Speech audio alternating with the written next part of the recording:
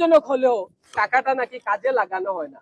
তাহলে আমাদের সিলেটবাসীর প্রশ্ন, এই টাকাটা যায় কোথায়?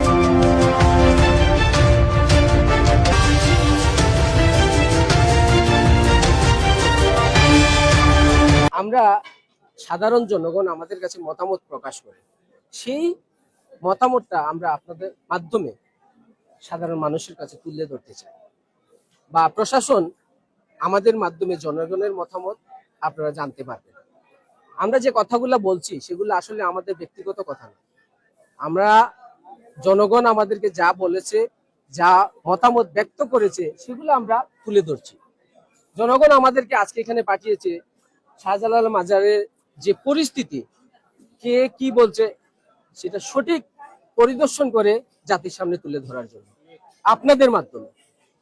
মানুষের কিছু চাওয়া আছে এখানে। চাওয়ার মধ্যে প্রথম চাওয়া হচ্ছে, শাহজালাল মাজারের যে পরিমাণ টাকা উঠে, সেই টাকা দিয়ে অনেকে বলেছেন যদি সেই টাকা যথাযথভাবে এই দরগার কাজে লাগানো হতো তাহলে এই দরগার আশপাশ নাকি স্বর্ণে পরিণত হতো। কিন্তু দুঃখজনক হলেও টাকাটা নাকি কাজে লাগানো হয় না। তাহলে আমাদের সিলেটবাসীর প্রশ্ন, এই টাকাটা যায় কোথায়? কে টাকাটা খায়? কার পকেটে টাকাটা যায়? এটা সিলেটবাসী সহ জাতি জানতে চায়। কারণ শাহজালাল কারো মৌরসী সম্পত্তি নয়। আমরা যতটুকু জেনেছি, ইতিহাস থেকে শুনেছি, শাহজালাল হুকুমে এই সিলেটে এসেছেন এবং শাহজালালের সেবা করা, এই মনে করেন আপনার এই রোজার বা এই মাজারের সেবা করা আমাদের প্রত্যেকের দায়িত্ব আছে। শুধু একজনের নয়, আমাদের বা একটি গোষ্ঠীর নয়, আমাদের সবারই দায়িত্ব আছে। যেহেতু উনি আমাদের সিলেটের, মানে আমাদের সম্পদ, সিলেটবাসীর সম্পদ, আর সিলেটকে আলোকিত বা গৌরব উজ্জ্বল করেছেন এই শাহজালাল মাজার। এখন জনগণের দাবি হচ্ছে, এই যে টাকাটা উঠে, এই টাকাটা দিয়ে আমরা অনেক মানুষ দেখবেন দরগার কাজে যে টাকাটা লাগে সেই টাকাটা খরচ করে বাকি যে টাকাটা থাকবে সেই টাকাটা হলো, জনগণের দাবি হলো অনেক মানুষ মেডিকেল গিয়ে জীবনের শেষ চিকিৎসা বাড়ি গাড়ি শেষ করে চিকিৎসার অভাবে মারা যায়। আমার দাবি নয়, এটা জনগণের দাবি হচ্ছে এই ফান্ড থেকে সেই জনগণকে যেন সহযোগিতা করে তার জীবনে অত্যন্তপক্ষে তার পাশে দাঁড়ানো যায়। জানেন সিলেটের আনাচে খানাচে যে আপনার ওই যে ফকির যে গরিব গুরমা যারা রয়েছে, আপনার ওনার উদ্দেশ্য হলো যে গরিবকে দেওয়ার জন্য যারা দান করে ওই টাকাগুলা যাতে সঠিক এবং মাজারের যে উন্নয়ন। আপনার আরেকটা দুঃখের সাথে বলতে হচ্ছে যে এত টাকা হয়, তারপরে সিটি কর্পোরেশন যেটা আছে, এটা সিটি কর্পোরেশন এটা সরকারি, এটা জনগণের সম্পদ। এই টাকা আমাদের টাকা দিয়ে আবার উন্নয়নের কথা এই জায়গায় লাগানো হয়। এই মাজারের টাকাগুলা গেল কোথায়? বিগত দিনগুলায় ডেগের টাকাগুলা গেল কোথায়? এই টাকা তো আপনার আমার, এগুলা তো আমাদের। আমরা যদি আমরা যার যার জায়গা থেকে দায়িত্ব পালন না করি তাহলে তো আমাদের উন্নয়ন কিভাবে হবে? যেই জাতি তার উন্নয়নের চেষ্টা করবে না, সেই জাতির তো উন্নয়ন কোনো সময় হবে না। এটা আমরা কি খেয়াল করি সবসময়? এটা তো খেয়াল লক্ষণীয় জিনিস, বিষয় দুঃখের সাথে বলতে হয়। তাই আমরা বলি যে ওই টাকাগুলা মাজারের যে উন্নয়নের কাজ যেগুলো আছে এগুলা যাতে কাজে লাগানো যায়, আর ভক্তবৃন্দ যারা আছেন মাজারে, যারা আমাদের অতিথিবৃন্দ, ওনারা যাতে সুযোগ সুবিধাটা পান, এটাই আমাদের দাবি। আসসালামু আলাইকুম রহমতুল্লাহ। আপনারা জানেন দীর্ঘদিন যাবৎ হযরত শাহজালাল রহমতুল্লাহ আমনি মাজার পানগণের যে ডেক রয়েছে, এই ডেকের যে টাকার যে বিষয় দেখা আছে, আপনারা বিগত দিনেই দেখেছেন আমাদের সিলেটের জেলা প্রশাসক বিসি সারওয়ার আলম সাহেব ওনার যে উদ্যোগ নিয়েছেন, সেই উদ্যোগ সিলেটবাসী সহ বাংলাদেশের সব সাধারণ জনগণ থেকে নিয়ে সবাই সাধুবাদ জানিয়েছিল। সেই সুবাদেই প্রথম যাত্রা শুরু হয়। সেই শুরুতে আপনারা জানেন বিগত দিনে যে টাকা ডেকের যে টাকা গণনা হয়েছিল, প্রায় 4 দিনের মাথায় 17,65,000 কত টাকা হয়েছিল ওই জায়গায়। পাশাপাশি আপনার স্বর্ণ ছিল। তারপরে আপনারা জানেন বিভিন্ন জায়গা থেকে, বাংলাদেশের বিভিন্ন জেলা থেকে ভক্তবৃন্দ যারা রয়েছেন ওনারা গরু ছাগল সহ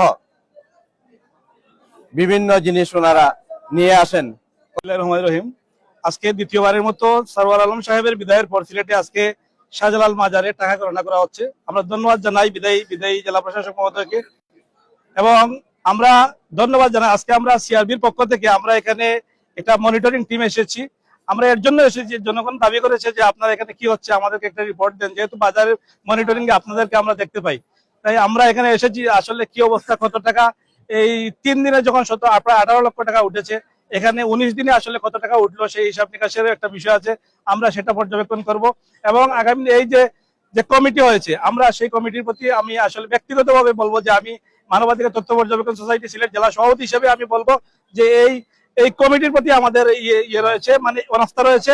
কারণ এককভাবে কোনো কমিটি, এই যে মাজার কর্তৃপক্ষের এককভাবে কোনো কমিটি হতে পারে না, একক কোনো দলের কমিটি হতে পারে না। এটা সারা বাংলাদেশের আলিম উলামাদেরকে নিয়ে, জনসাধারণকে, পেশাজীবীদেরকে নিয়ে, সমস্ত পেশাজীবীদের মধ্য থেকে একজনকে করে বেছে নিয়ে একটা সকলের সর্বসম্মতিক্রমে একটা কমিটি আমরা আশা করি।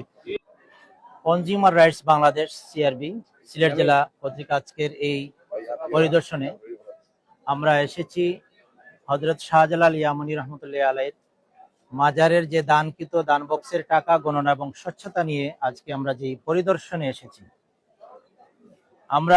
আপনারা অবশ্যই অবগত আছেন, আজকে দ্বিতীয়বারের মতো জনসম্মুখে গণনার কাজ চলছে। দানের টাকা প্রায় 19 দিনের মতো হয়েছে। আমরা ইতিমধ্যে জেনেছি 3 দিনে প্রায় 17 লক্ষ টাকার মতো উঠেছে সামথিং।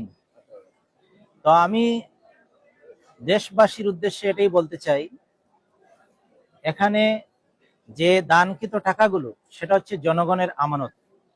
প্রত্যেকে যার যার নিয়তে টাকা দিচ্ছে, সে জানে কোন নিয়তে দিচ্ছে, কিন্তু যে নিয়তে দিচ্ছে, কিন্তু সেই টাকাটা এককভাবে কারো কোনো গোষ্ঠীর এটা বুক করার কোনো ক্ষমতা থাকে না।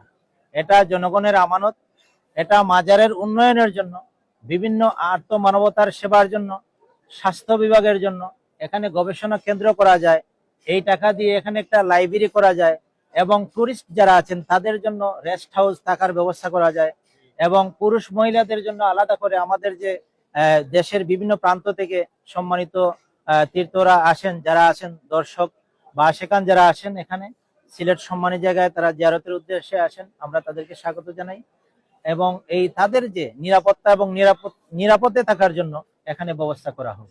বিশেষ করে আমি অনুরোধ করব সরকারকে, যাতে করে এখানে যারা রক্ষণাবেক্ষণ এবং দায়িত্বে আছেন তাদের জন্য আলাদা বেতন কাঠামো করে এই ব্যবস্থা নেওয়া হোক, অথবা কোনো ওয়াকফ প্রতিষ্ঠান থেকে যেটা সরকার এটা দায়িত্ব নেবে। এখানে এককভাবে কোনো কমিটি বা মতোয়াল্লি এটা বুক করার কোনো সুযোগ নাই। ইতিমধ্যে যা ঘটেছে তা পিছনের দিকে তাকানোর প্রয়োজন নাই, সামনে যাতে করে স্বচ্ছভাবে, সুশৃঙ্খলভাবে, স্বচ্ছতার সহিত এই টাকাগুলো গণনা করা হয় এবং সঠিক জায়গায় সেটা উন্নয়নমূলক কর্মকাণ্ড বা মাজারের যেখানে অবকাঠামোগত উন্নয়ন আছে বা আমি যে বিষয়গুলো বলেছি এগুলো জনগণের সাথে করলে জনগণ উপকৃত হবে, আমাদের সিলেট শহর সুন্দর হবে, মাজার কেন্দ্র সুন্দর হবে, সিলেটের সুনাম অক্ষুণ্ণ থাকবে।